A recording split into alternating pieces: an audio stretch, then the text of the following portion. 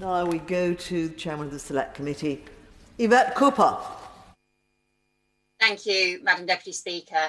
I welcome these measures, but they don't go far enough to deliver a comprehensive system.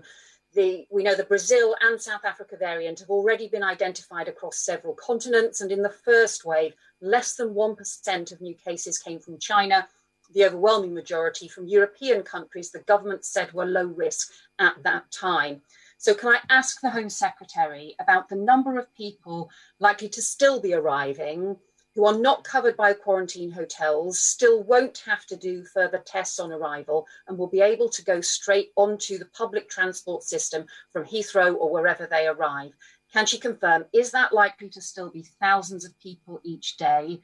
And does she think that is wise? Thank you, Madam Deputy Speaker. I thank the Right Honourable Lady for her question.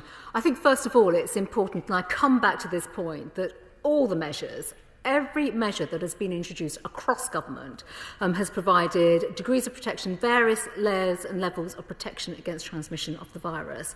The Right Honourable Lady has heard me say already that travel is down from 90% compared to this time last year. Clearly there are travel bans in place for countries that are red-listed, and that will continue. And the announcement today will also reduce the number of travelling passengers. I do want to emphasise that, because people should simply not be travelling. And we see the examples, Madam Deputy Speaker. I will call some of them out. I mean, Border Force have given me examples where even at St Pancras, people have been turning up with their skis.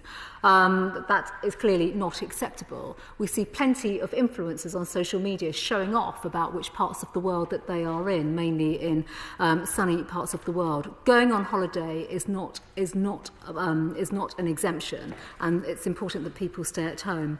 I would just like to say, of course, that with regards to the measures that are being announced today, and also with regards to quarantining, the hotel measures and package in particular, the hotel package that's under discussion right now, clearly, in terms of the application of that and the administration of that, and the Right Honourable Lady speaks about people getting on public transport.